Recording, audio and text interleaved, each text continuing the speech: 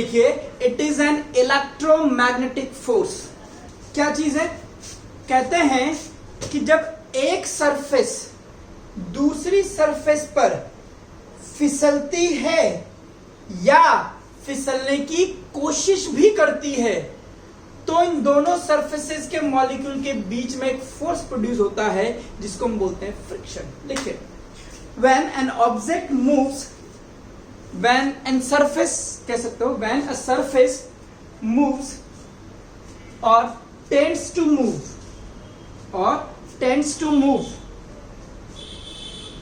over the other surface, when a surface moves or tends to move over the other surface,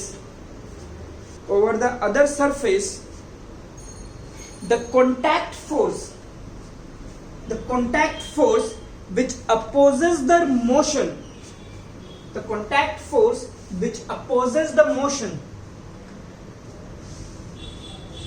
is called friction force. आइए, इसमें दो theories दी जाती हैं। एक है हमारे पास ओल्ड थ्योरी और एक है हमारे पास कह सकते हो मॉडर्न थ्योरी या न्यू थ्योरी, कुछ भी कह दो, कि फ्रिक्शन फोर्स क्यों लगता है। कहता है कि अगर आपके पास दो सरफेसेस इस तरह से रखी हुई हैं तो इसको जब आप जूम इन करोगे तो आपको यह दिखेगा कि ऊपर वाली सरफेस इस तरह से है और नीचे वाली सरफेस इस तरह से है, इस तरह से। तो बेसिकली फिंगर लाइक प्रोजेक्शन जो है वो इस तरह से है। और अब जब ये इस पे जाती है तो ये इंटरलॉकिंग जो हो गई है, ये इंटरलॉक बोलते हैं इसको, ये हो गया है, तो इसको यहां से धीरे धीरे निकल करके ये इंटरलॉकिंग तोड़नी पड़ेगी। तो कहते हैं कि this one is called interlocking, is responsible for friction. लिख लीजिए इसको। अब न्यू थ्योरी क्या कहती है?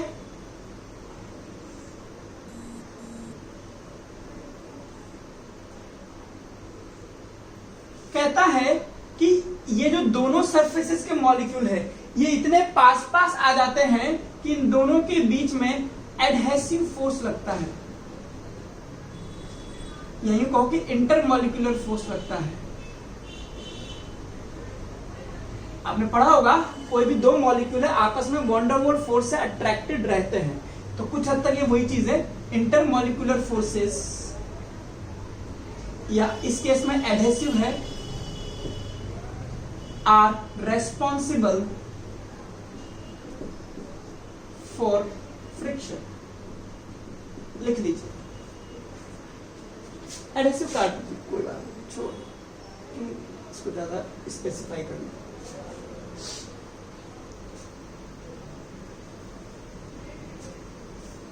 आपको पता होगा ना कोहेसिव क्या होता है? Cohesive forces between two same kind of molecule. पानी का एक मॉलिक्यूल पानी के दूसरे मॉलिक्यूल से अट्रैक्टेड होता है, कोहेसिव फोर्सेस है। पर पानी और पेपर, पानी और दीवार के बीच में लगने वाला एडहेसिव, गम और पेपर के बीच में वो एडहेसिव होता है। Between two different kind of molecule. कहां लगता है? मतलब act between. Friction force depends on किस पे डिपेंड करता है? Normal force, external force and nature of surface.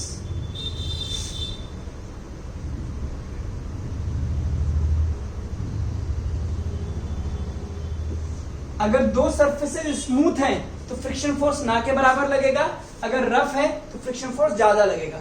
बाकी ये दोनों चीजें मैं भी एक्सप्लेन करता हूं। फ्रिक्शन, एक होता है एक्सटर्नल फ्रिक्शन, जो हम लोग फिजिक्स में पढ़ते हैं, और एक होता है इंटरनल फ्रिक्शन।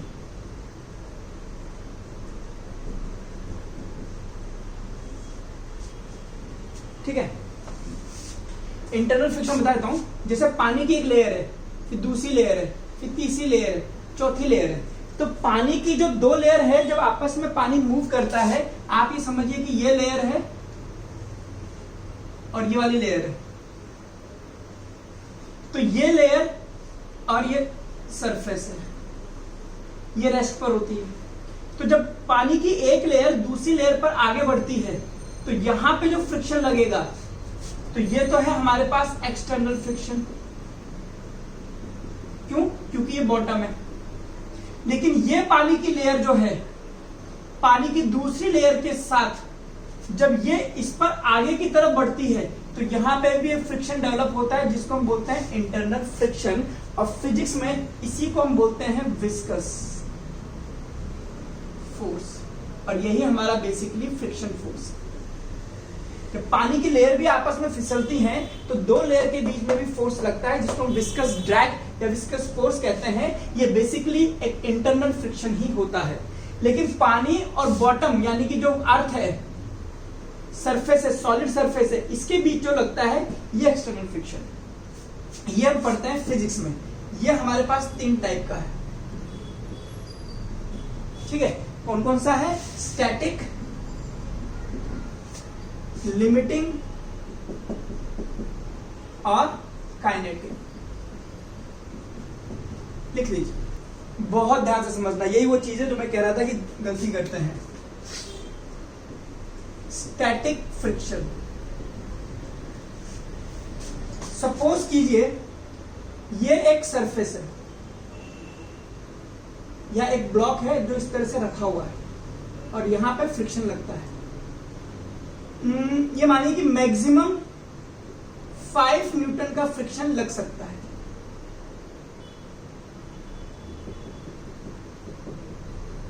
क्लियर? अब समझिए, क्या ये ऑब्जेक्ट रखा हुआ है, तो क्या इस वक्त इस पर फ्रिक्शन लग रहा है, नहीं लग रहा है? बोलिए। लग रहा है तो चल क्यों नहीं रहा? फोर्स लगता है तो बॉडी चलती है ना। लेकिन वो मास की वजह से क्या? अच्छा, इस वक्त आपने फ्रिक्शन की डेफिनेशन नहीं समझी। जब एक सरफेस दूसरी पर फिसलती है या फिसलने की कोशिश करती है, तो बताइए फिसल रही है या फिसलने की कोशिश कर रही है? नहीं कर रही। सर ये फ्लैट पे रखी हुई है। हाँ, रखी हुई है, मतलब ना ये फिसल रही है ना फिसलने की कोशिश कर रही है। तो इस वक्त इस पर फ्रिक्शन लग रहा है 0। क्लियर?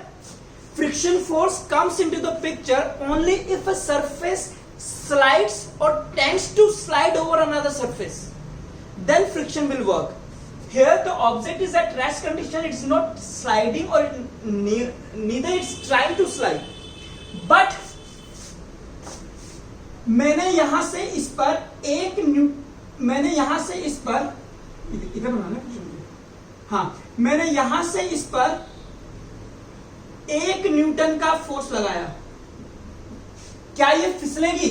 मैं ये अज्यूम करके जा रहा हूं कि मैक्सिमम 5 न्यूटन पर ही फिसलेगी। क्या ये फिसलेगी? नहीं फिसलेगी। बट ये कोशिश तो कर रही है, बट ये फिसल नहीं पाएगी, क्योंकि इस वक्त इस पर फ्रिक्शन फोर्स लग रहा है। कि कितना फ्रिक्शन लग रहा है? कि 1 न्यूटन का।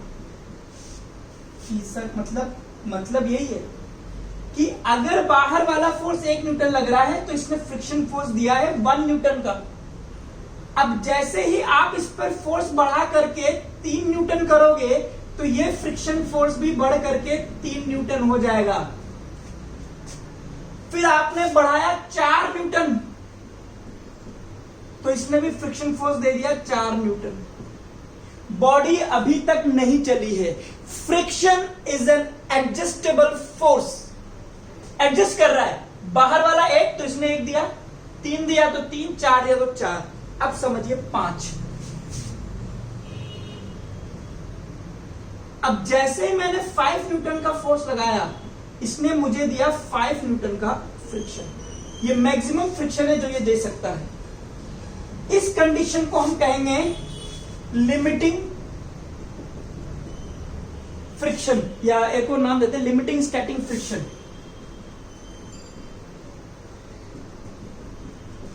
ये वाली कंडीशन जब आपने 5 न्यूटन का फोर्स लगाया है और इसने फ्रिक्शन दिया है 5 न्यूटन का, इसको हम बोलते हैं, सुनना अजीब सी बात, कहते हैं कि जब तक बॉडी रुकी हुई है तो स्टैटिक फ्रिक्शन लगता है ना।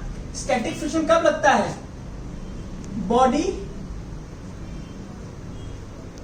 Will be at rest, number 1। Self adjustable force, और स्टैटिक फ्रिक्शन जो होता है it is equal to the external force. देखो एक्सटर्नल फोर्स 1 न्यूटन था तो स्टैटिक फ्रिक्शन 1 न्यूटन, ये 3 है तो 3, 4 है तो 4, 5 है तो 5। Clear? A body is at rest.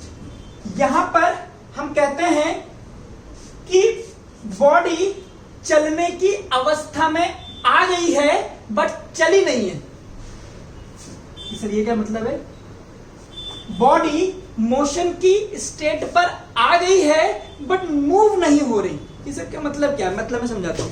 Suppose करो आपको मैंने बोल दिया कि आप एक पैर पे खड़े हो जाइए, आप खड़े हो गए, अब आपका बैलेंस बिगड़ा है। अब समझना, आप खड़े हो और गिरने, इन दोनों के बीच में फिर आप होते हो और आप बोलते हो गिरा गिरा गिरा गिरा गिरा गिरा गिरा। तो वो जो गिरा गिरा गिरा गिरा वाली कंडीशन है ना, उसमें आप ना गिरे हो ना आप रुके हुए हो, ना आप गिरे हो ना रुके हुए हो। ये वो कंडीशन है जब आप ना रुके हुए हो ना आप गिरे हुए हो। तो ये वही कंडीशन है जब बॉडी मोशन की पोजीशन में आ चुकी है बट मूव नहीं कर रही है। That is called the state of limiting static friction. और इसको हम लिखते हैं body comes in the state of motion but does not move. पहले आप इसको बनाइए फिर इसके बारे में बात करते हैं। बनाइए इसको जल्दी से।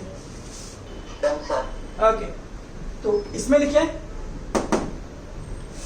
Body comes in motion but does not move. Body, अब मतलब ये हो गया कि अब इस पे मैं 5.00000001 का भी लगा दूंगा तो बॉडी चलना शुरू कर देगी। ठीक है, देखिए body comes in motion but does not move. Bracket में लिख सकते हैं गिरा गिरा गिरा गिरा वाली कंडीशन।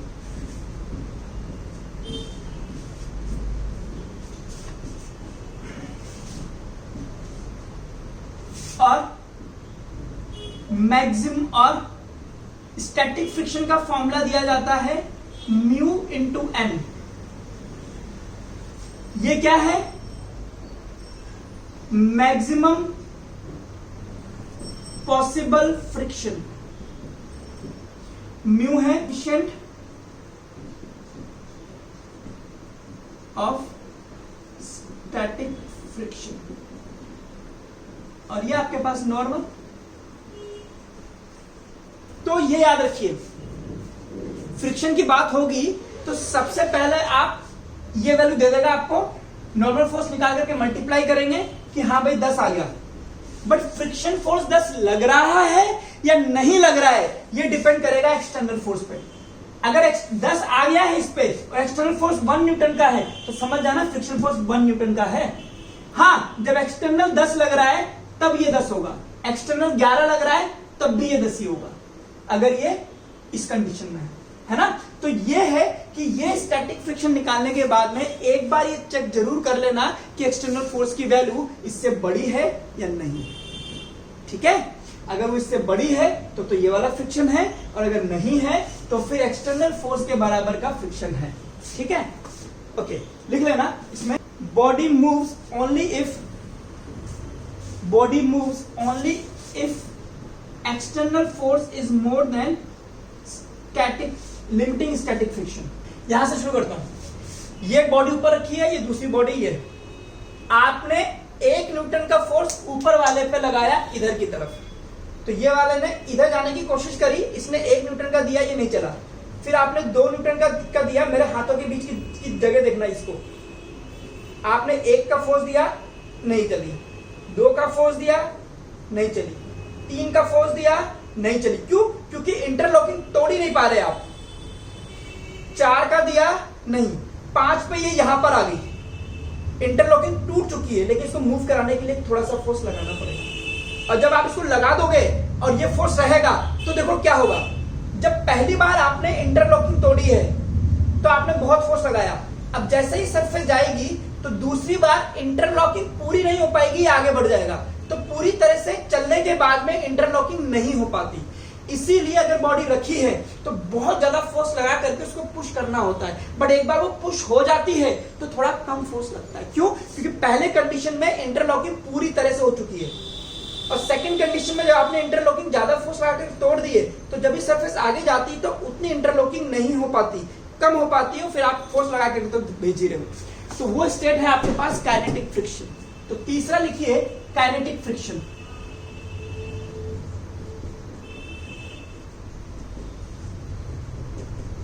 काइनेटिक फ्रिक्शन लिखिए, कब आता है? Body is in motion. जब बॉडी मोशन में होती है तब काइनेटिक फ्रिक्शन लगता है। देखिए, it is less than the limiting static friction. It is less than the limiting static friction. और इसका फॉर्मूला है काइनेटिक फ्रिक्शन के लिए के, म्यू के और N, coefficient of kinetic friction.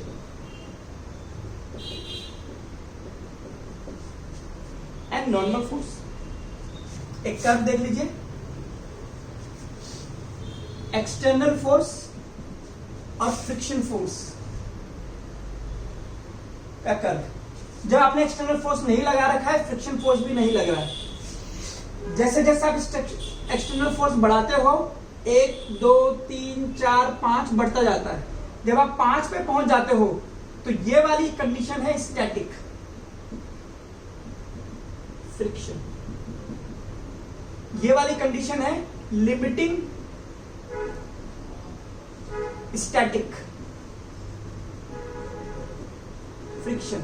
और फिर जब ये चलने लग जाएगी तो इंटरलॉकिंग कम हो जाती है, तो फ्रिक्शन थोड़ा सा कम होगा और फिर ये कांस्टेंट हो जाएगा। और ये वाली स्टेट है काइनेटिक फ्रिक्शन। तो ये कर्व इस तरह से बनता है फ्रिक्शन का, एक्सटर्नल फ्रिक्शन के साथ साथ। अब बाहर वाला 50 भी लगा दोगे तो काइनेटिक फ्रिक्शन से ज्यादा फ्रिक्शन नहीं आएगा, क्योंकि इंटरलॉकिंग पूरी तरह से नहीं हो पा रही है। Draw it. सीधे क्वेश्चन देता हूं मैं आपको। एक ब्लॉक है, देखते हैं आपकी बुद्धि की खाल उधेरते हैं कितना समझ में आता है आपको। एक फोर्स हमने लगाया है इस तरह से, ठीक है, और ये लगा है 30 डिग्री के एंगल पर, ठीक है। और आपको दे रखा है म्यू एस 0.5 और म्यू के 0.4। जनरली आपको यही वैल्यू देता है म्यू एस और म्यू के। Static coefficient of static friction, coefficient of kinetic friction, ठीक है। 5 किलो का ये बंदा है, मतलब ऑब्जेक्ट है। लिखिए, अभी देखें, दिमाग से करना, देखो हल्के में मत लेना क्वेश्चन को, खराब हो जाएगी जिंदगी तुम्हारी। लिखिए, find the minimum force F, find the minimum force F to move the block. Block को मूव कराने के लिए मिनिमम कितना फोर्स लगाना पड़ेगा। मैक्सिमम तो आप 1000 बता दो, पर मिनिमम कितना लगेगा वो बताइए। ये समझिए, ये कोई प्लेन है। जब इस इंक्लाइन प्लेन को उठाता हूं तो इस पर रखे हुआ ऑब्जेक्ट है, ये रहा। इसको यहां से और उठाया और उठाया और उठाया और उठाया और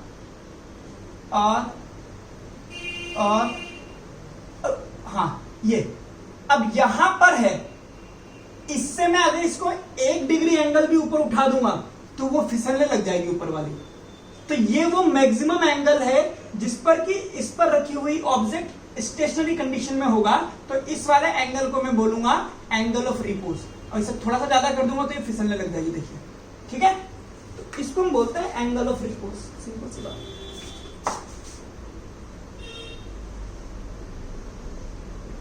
थीटा एक ऑब्जेक्ट यहां पर है, it is the maximum angle eight which the object remain at rest. तो ये हो गया mg,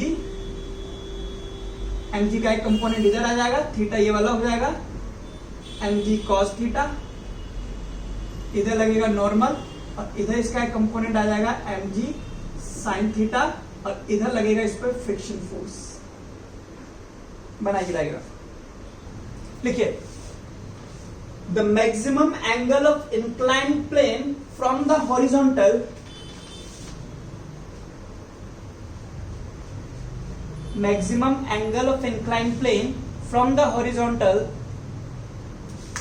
at which the object remain at rest।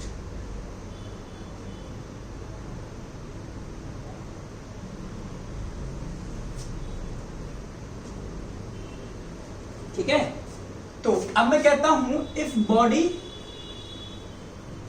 Is at rest, तो mg sin थीटा जो इसको खींचने की कोशिश कर रहा है, ये फ्रिक्शन के बराबर रहेगा, और नॉर्मल फोर्स किसके बराबर है, mg cos थीटा के। दोनों को डिवाइड कर दो, tan थीटा इज F/n, ठीक है, फ्रिक्शन। तो फ्रिक्शन कितना होता है, म्यू एस इंटू एन, यानी कि यहां पर भी tan थीटा म्यू एस के बराबर है, और theta is angle of repose. Same result आया, लिख लीजिए। तू ऐसा करना चाहता है तो ऐसे भी कर सकता हूं मैं, इसी के बाद तू काज दूसरी तरीके से पकड़ ले कि भाई फ्रिक्शन फोर्स क्या है, mg sin थीटा के बराबर है, क्योंकि चल नहीं रहा है। F क्या होता है, म्यू एस इंटू एन होता है, ठीक है। n की वैल्यू क्या है, mg cos थीटा है, ये भी ठीक है। तो ऐसे खेल ले मेरी जान, क्या दिक्कत है, mg ने mg को मार दिया, sin theta upon cos theta mu S आ गया, ऐसे खेल ले, क्या दिक्कत है। सर मैं यही कह रहा हूँ कि मैक्सिमम वाली जो हमारी फ्रिक्शन फोर्स आई है वो mg sin थीटा के बराबर क्यों होगी? क्योंकि हमने ये माना कि ये इससे ज्यादा पर चलने लग जाएगा, यानी कि ये इस वक्त उस कंडीशन पर है कि ये चला चला चला चला, तो उस वक्त क्या है, एक्सटर्नल फोर्स जो है वो आपके मैक्सिमम फोर्स फ्रिक्शन के बराबर ही तो होगा। हाँ, आ गया। ऐसे बोल रहे, तो पहले बोल देता।